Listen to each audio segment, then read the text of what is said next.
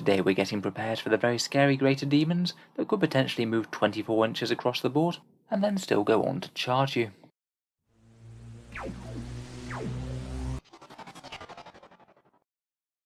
Hello and welcome back to Auspex Tactics, the strategy focused 40k channel, where today we're focusing on the very scary demons of Slaanesh.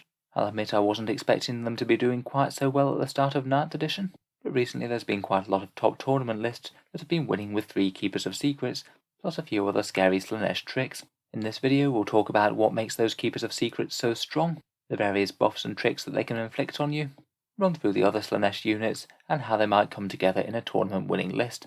Without further ado, let's jump straight into it. So first up, here we have the datasheet for the Keeper of Secrets, which I'd argue is the strongest model that the Slaanesh demons can bring to bear.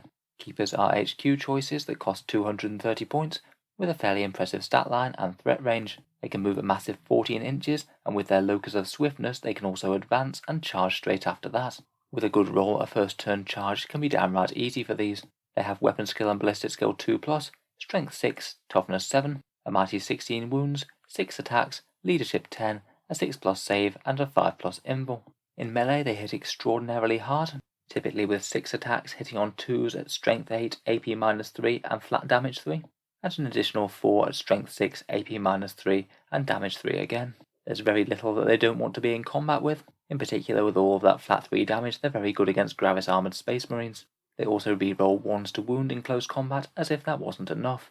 From there they have the choice of whether they want to take a Living Whip or a Shining Aegis. The Living Whip is quite a powerful shooting attack, only 6-inch range but 6 shots, strength 6, AP -2 and damage 2, good for clearing out some infantry.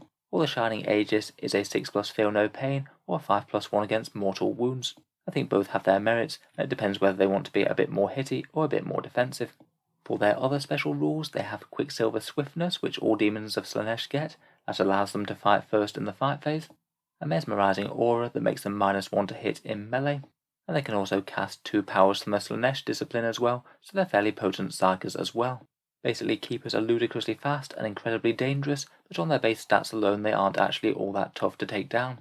With only a 5+ invul and toughness 7, they're actually really quite susceptible to mass strength 4 shooting, and heavy anti-tank firepower will do a decent number on them as well, particularly things like autocannons. Still though, seeing as they are so fast and often bought in multiples, it does mean that your opponent's very unlikely to be able to gun them all down before they reach enemy lines, particularly as they can make those charges turn 1.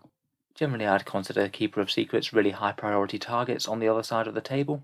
They aren't the hardest to take down as they go, but will do you crazy amounts of damage if they do make it to melee. I'm afraid that isn't the end of it though, as there's multiple ways that these Keepers can get even stronger. I think you'll very rarely ever see them played where they aren't the Exalted Keepers of Secrets. It's a 1 command point upgrade that allows you to pick either one of 6 buffs or roll to get 2 different ones. From the buffs table, the 2 strongest I think are the defensive ones. They can get +1 to their invul save, so you get one with a 4+ save. You can get one that's -1 to wound, which makes them particularly hard to kill with strength 6 or lower weapons, as you'll only be wounding them on 6s. There's one called Realm Racer, which will give you a 16-inch movement and also +1 to advance and charge, and a few others that can give you extra attacks, heroic intervention buffs, or a weird move when enemies fail morale tests. For me though, those defensive traits are probably the pick of the bunch, with Realm Racer following them up. In terms of Warlord traits and relics, the Forbidden Gem can be a particularly savage one. That's the Gem of Slaanesh that gives you a good chance of freezing an enemy model in place for a turn. If they're within range, then you can basically roll 3d6, and if you beat an enemy character's leadership, then they won't do anything at all for that phase. I've had that done to me once with a Knight Gallant when they were in combat with a Bloodthirster. It's ridiculously powerful if the enemy has one big tooled up death character. There's a few different Warlord traits and relics that give you different variants of getting a few extra attacks. All of these are pretty reasonable, though their melee damage output is already good, and there's one called Celebrity of Slaanesh that can give you an extra 3-inch movement, and if you combine that with Realm Racer, you could theoretically have a Keeper of Secrets that moves 19 inches, can advance with +1 to advance, and then charge after that. It adds up to a pretty ludicrous 32-inch average threat range. In the Psychic phase with multiple Keepers, they'll be able to do a fair bit of smiting. There's also a very nasty psychic power called Hysterical Frenzy, which if it goes off you get to fight again in the Psychic phase. Could be devastating if you do ever manage to charge a Keeper of Secrets and not quite kill it. Delightful Agonist can give you a Feel No Pain type save, and Symphonies of Pain can debuff one of your units for -1 to hit. In terms of stratagems, I'd say the most relevant one is Warp Surge. That one's a 2 command point, very commonly used demon one, where at the start of the phase the demon player has to nominate one unit, and that unit gets +1 to its invulnerable save. It can be very powerful if they know which one you're going to target, but if you do have options, it might make more sense to try and target a different greater demon other than the one that has the better save. A bit less valuable is Locus of Grace, which can be good for an extra hit or two in close combat, though for the command points invested it's quite a small melee buff.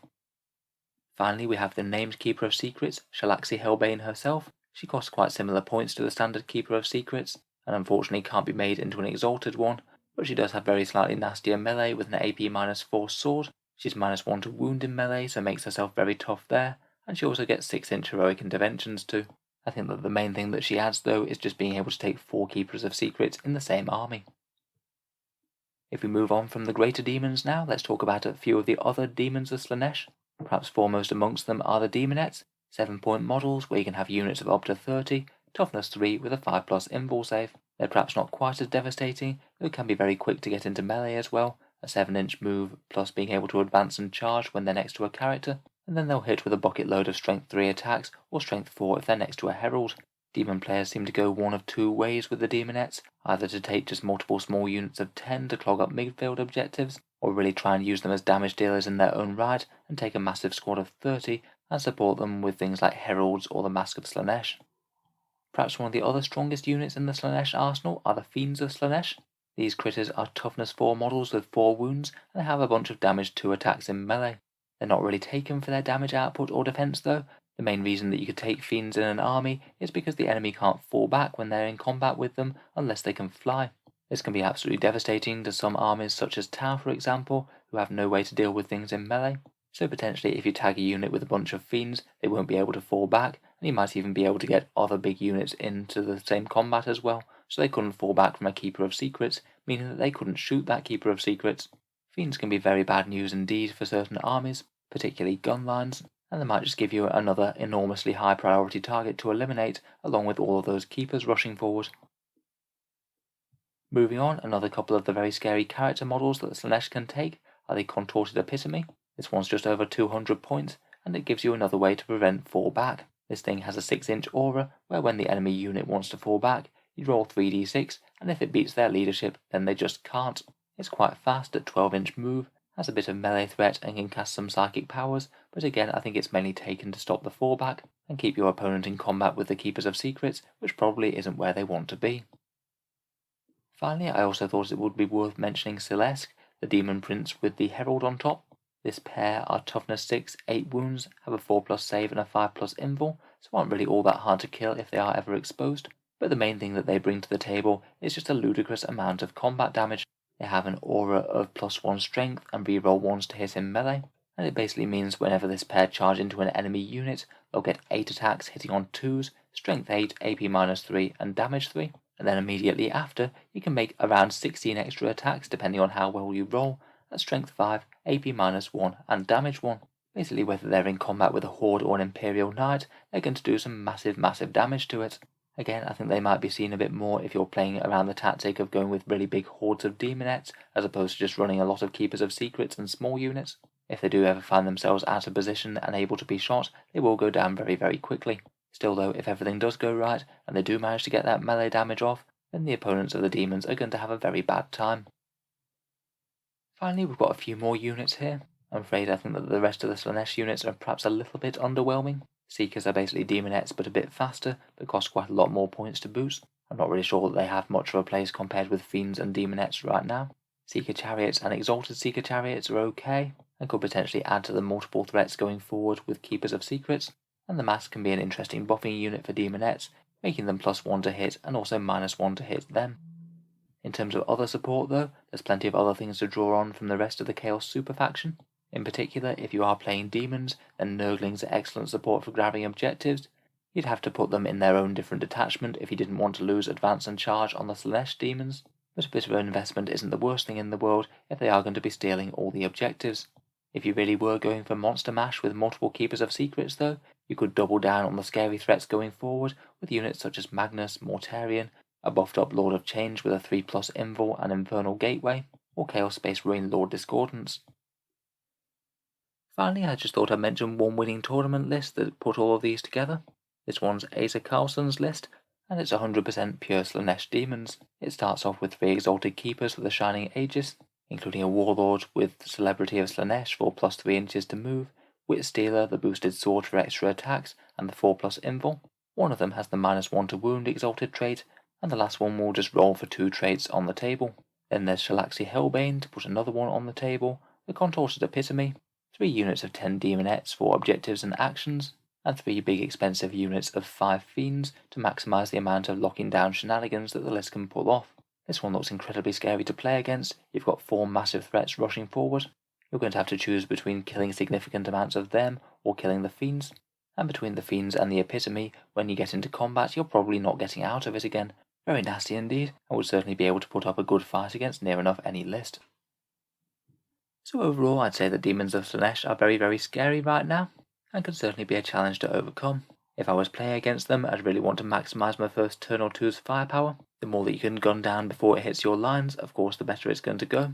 And if you have any units that can move up the board quickly, it can be quite a good idea to try and move block the Keepers of Secrets, as they're monsters and won't be able to move directly through ruined walls. And just bear in mind the massive threat range of basically every unit in the army, which includes both the Keepers and the Fiends, and accept that you are likely to get locked up in close combat. And maybe think about having some units on standby to countercharge, particularly to wipe out some Fiends that might have locked up your battle line.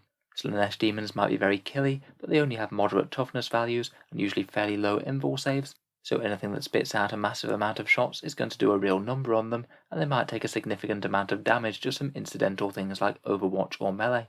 Still though, they remain very, very tough to beat, and demons are certainly one of the stronger armies in the game right now.